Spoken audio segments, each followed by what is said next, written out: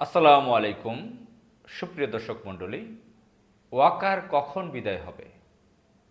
সুপ্রিয় দর্শক মণ্ডলী, বর্তমান বাংলাদেশের সেনাবাহিনীর প্রধান ওয়াকারুজ্জামান তিনি কখন বিদায় হবেন সেই কথা মানুষের মুখে মুখে। ওয়াকারুজ্জামান সেনাবাহিনীর প্রধান, তাকে নিয়োগ দিয়েছেন সেই খুনি ফ্যাসিস্ট শেখ হাসিনা, দিল্লির এজেন্ট লেডি লন্দুবদর্জি শেখ হাসিনা তাকে সেনাবাহিনীর প্রধান করেছিল সাবেক সেনাপ্রধান মোস্তাফিজুর রহমানের মেয়ের জামাই, সাবেক সেনাবাহিনীর প্রধান মোস্তাফিজুর রহমান শেখ হাসিনার ফুফা। অর্থাৎ মোস্তাফিজুর রহমানের যদি মেয়ের জামাই ওয়াকারুজ্জামান হয়, তাহলে শেখ হাসিনার ফুফাতো বোনের হাজব্যান্ড হচ্ছে ওয়াকারুজ্জামান। সেই আত্মীয়তার ভিত্তিতে ওয়াকারুজ্জামানকে সেনাবাহিনীর প্রধান বানিয়েছে শেখ হাসিনা। তো আপনারা এটাও জানেন যে বিএনপি আওয়ামী লীগ এই সামরিক বাহিনীতে ওভার প্রমোশন দেয় তাদের দলীয় লোকদেরকে, আত্মীয় স্বজনকে। ওয়াকারুজ্জামানকেও সেরকম করা হয়েছিল। এদিকে ওয়াকারুজ্জামান আমাদের 24-এর যে বিপ্লবটা হয়েছে, 34 জুলাই বলা হয়ে থাকে, এই বিপ্লবের 5 আগস্ট তো শেখ হাসিনা পালিয়ে গেল। পালিয়ে যাওয়ার পরে এর আগে তো শেখ হাসিনা অনেককে বিদেশে তার লোকজন, বংশের লোকজন, আত্মীয় স্বজনকে পাঠিয়ে দিয়েছিল। ব্যারিস্টার তাপস, শেখ সেলিম সহ অনেককে পাঠিয়ে দিয়েছিল। এবং দেশে যারা আটকা পড়েছিল তাদেরকে ক্যান্টনমেন্টে আশ্রয় দিয়েছিল, মাসের পর মাস পেলে পুষে রেখেছিল, এমনকি বছরের পর বছর। যেরকম শিরিন শারমিন সুলতানা স্পিকার, এই ওয়াকারুজ্জামান ক্যান্টনমেন্টে রেখেছিল। আলোচনায় আছে 600 ক্রিমিনালকে আওয়ামী লীগকে রেখেছিল এই ক্যান্টনমেন্টের ভিতরে ওয়াকারুজ্জামান। এবং আওয়ামী লীগকে শেল্টার দিয়েছে, আওয়ামী লীগকে কীভাবে বাংলাদেশে পুনর্বাসিত করা যায়, শেখ হাসিনাকে কীভাবে ফেরত আনা যায়, আওয়ামী লীগের দলটা কীভাবে সক্রিয় রাখা যায়, এই চেষ্টা করেছে শেখ হাসিনার হয়ে ওয়াকারুজ্জামান, যেগুলো দিবালোকের মতো স্পষ্ট ছিল।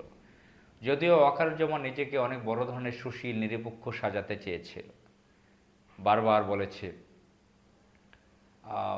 বিভিন্ন কৌশলী কথা বলে গিয়েছে। আবার এই ওয়াকারুজ্জামান পিলখানায় 25 ফেব্রুয়ারি 26 ফেব্রুয়ারি 2009-এ যে ম্যাসাকার হয়েছে, এখানে যারা বিচার প্রার্থী ছিল তাদের উপর চড়াও হয়েছে। আপনারা জানেন যে রাওয়া ক্লাবে একটা অনুষ্ঠানে, সেদিন আমিও ছিলাম, সেই অনুষ্ঠানে জয়েন করেছিলাম, যে সেনাবাহিনীর প্রধান ওয়াকারুজ্জামান ফুল স্টপ দিতে বলেছে, এই ব্যাপারটায় ফুল স্টপ দিতে বলেছে।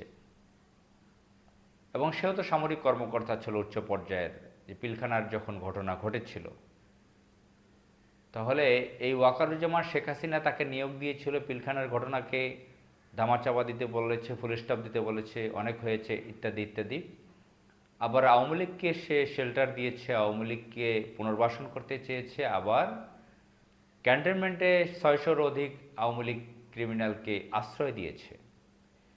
এদিকে দাঁড়িয়ে রেখেছে জামাত ইসলামের লোকদের সাপোর্ট পাচ্ছে, জামাত ইসলামের নেতারা তার খুব প্রশংসা করছে, বিশেষ করে ব্রিগেডিয়ার জেনারেল আবদুল্লাহিল আমান আজামি, অধ্যাপক গোলাম আজমের ছেলে, তাকে খুব প্রশংসা করছে। দাড়ি তো সালমান এফ রহমানের ছিল, নজরুল ইসলাম মজুমদার যে ব্যাংক ডাকাত, সালমান এফ রহমানের মতন লুচ্চা বদমাস ডাকাত সন্ত্রাস, তাদেরও দাড়ি ছিল। দাড়ি অনেকেরই থাকে, অনেক সন্ত্রাসের দাড়ি থাকে। তো ওয়াকারুজ্জামান দাড়ি রেখেছে, এই জন্য অনেকে খুশি। তো যাই হোক, সেটা তার ব্যক্তিগত বিষয়। সে ধার্মিক, নামাজ পড়ে, সূরা পারে, অনেক কিছু পারে, আরবি পড়তে পারে, কোরআন হাদিস পড়তে পারে, ভালো কথা। কিন্তু সে তো বাংলাদেশ রাষ্ট্রের বিরুদ্ধে সে বেইমানি করে যাচ্ছে। বিশেষ করে জুলাইয়ে যে গণহত্যা যারা চালিয়েছে তাদেরকে সে আশ্রয় দিয়েছে। সেই নিষিদ্ধ ঘোষিত আওয়ামী লীগকে সে পুনর্বাসিত করার চেষ্টা করেছে।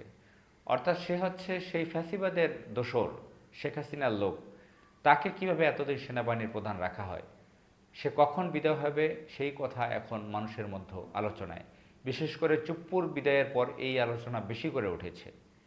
আসসালামু আলাইকুম।